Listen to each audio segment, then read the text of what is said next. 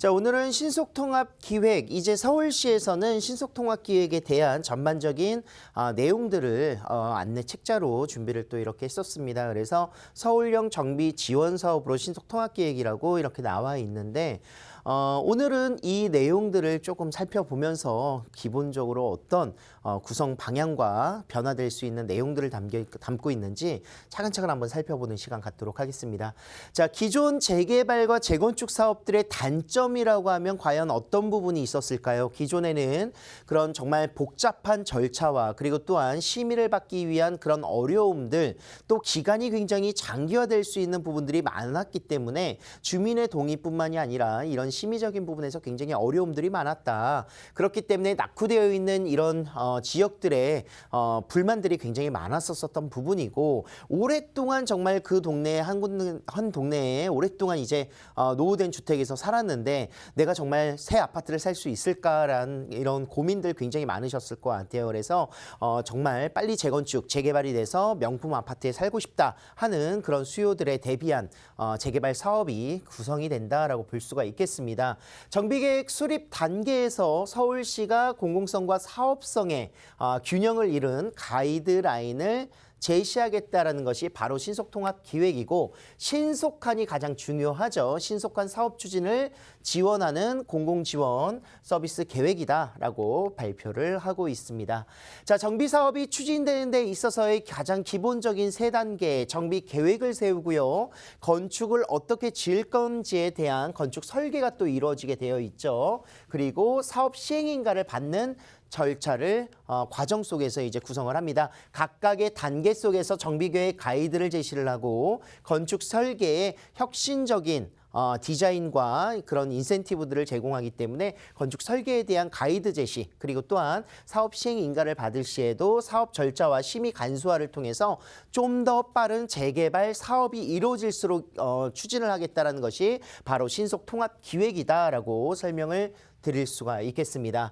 자, 하나의 원팀으로 움직이겠다. 바로 서울시와 공공이 이제 조금 섞여 있는 거죠. 이제 가이드라인을 제시하고 좀 도와줄 수 있는 서울시와 기본적으로 이제 자치구와 함께 주민들이 주가 돼서 움직이는 민간 추진 사업이다라고 볼 수가 있겠습니다.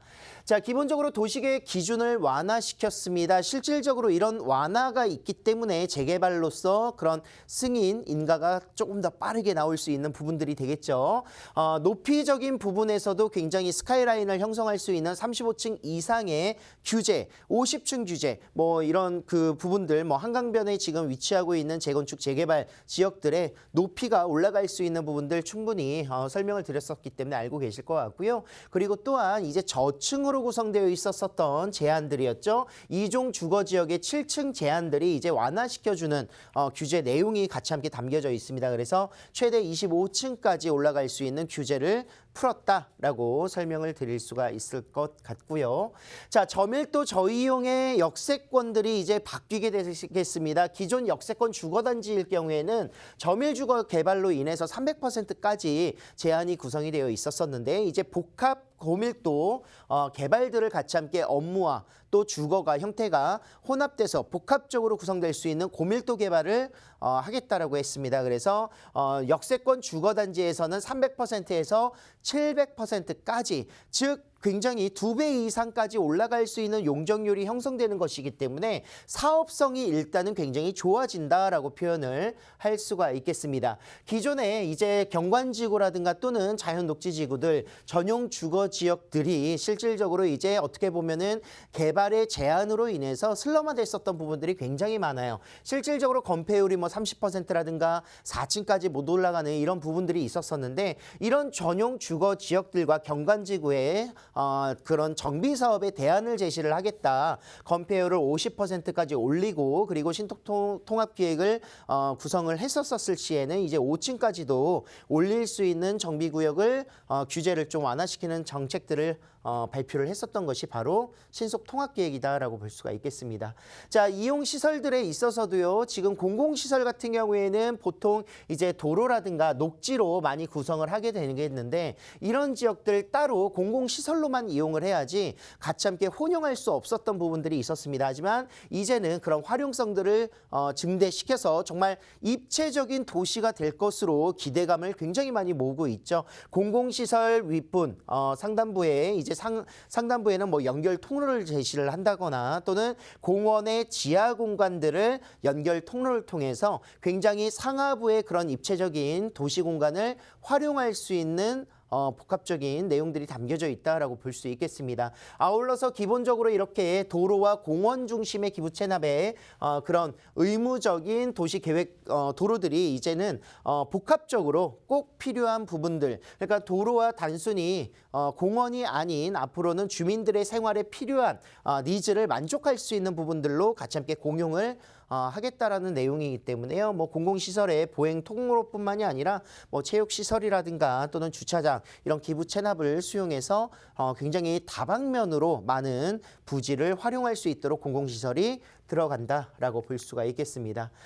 자, 이렇게 진행이 되기 위해서는 가장 중요한 부분, 조금 더 신속한 그런 계획들과 공사와 그리고 또 아파트가 구성이 될 수 있도록 기간이 가장 중요할 것 같아요. 그래서 기존에 어떻게 보면 정비계획과 지구단위 계획 수립이 별도로 움직였었던 부분들인데 요거를 이제 동시에 수립을 하면서 한 단계 빠르게 움직이겠다라고 발표를 했고요. 그리고 본 위원회에서도 30명의 전문가로 구성된 위원회가 앞으로는 약 5명에서 9명 정도의 정비사업 전담 분과위원으로 이제 구성을 해서 굉장히 그런 합의점을 이루기가 조금 더 편리해지고 용이해지는 그런 모습들 보여주고 있다. 특별분과를 수립하겠다라고 이야기를 하고 있습니다.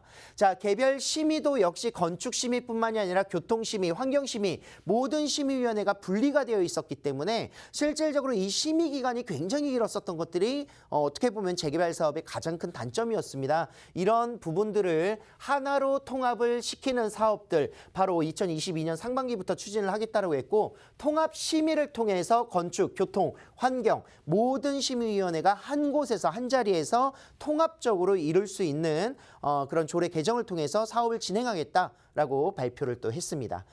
자, 굉장히 추상적이었고 어떻게 보면은 이걸 들어도 잘 모르실 것 같으신데 가장 중요한 거는 이거죠. 현행에 사전 검토를 하고 사전 검토를 자치구에 통과를 하고 뭐 타당성 조사를 통해서 기본권 그런 계획들의 수립들과 함께 정비 계획이 수립되는데 필요한 기간들 그리고 마지막으로 구역 지정을 위한 법적 절차까지 약 5년 정도의 시간이 필요한 구간들에서 단기적으로 줄일 수 있는 부분들을 이제 앞에 제가 설명을 드린 겁니다. 그런 기간들이 줄여지게 된다면 신속통합기획을 전면적으로 도입한 지역에 대해서는 기간이 획기적으로 단축이 된다. 즉 5년에서 약 2년 정도의 기간으로 단축될 수 있기 때문에 구역 지정이 이제 정비구역으로 지정되는 데 2년이란 시간 그리고 또한 신속통합기획에서는 기본적으로 절차적인 부분에서도 동의율을 뭐 10% 또는 30% 50% 또 이렇게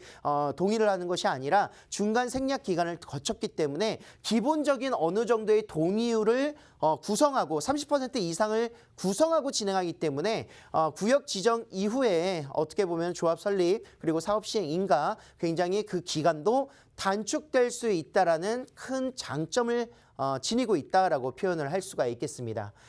자, 기본적으로 도시 계획 결정하는 데 있어서 반 정도의 시간이 단축이 될 것이고요. 신속통합기획은요. 그리고 인가를 받기 위한 과정도 2분의 1 단축이 되는 모습을 기대해 볼 수가 있겠습니다.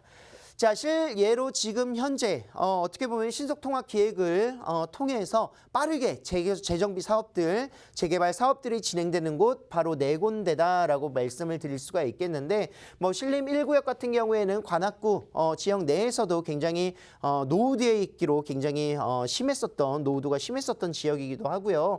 이 지역이 신속통합기획 지난 7월 달 완료가 되었습니다. 그래서 정말 시범 케이스로서 어떻게 구성이 될지 많은 기대감을 모으고 있는 사업지이기 때문에 이런 사업지들이 지금 현재 계속해서 추진이 되고 있죠. 그래서 앞으로는 올해 말에 이제 25군데 지역들을 새롭게 공모를 통해서 선정을 하게 될 것이고 올해뿐만이 아니라 내년, 내후년까지 계속 이어질 것이다. 이런 기대감들을 많이 모으고 있습니다.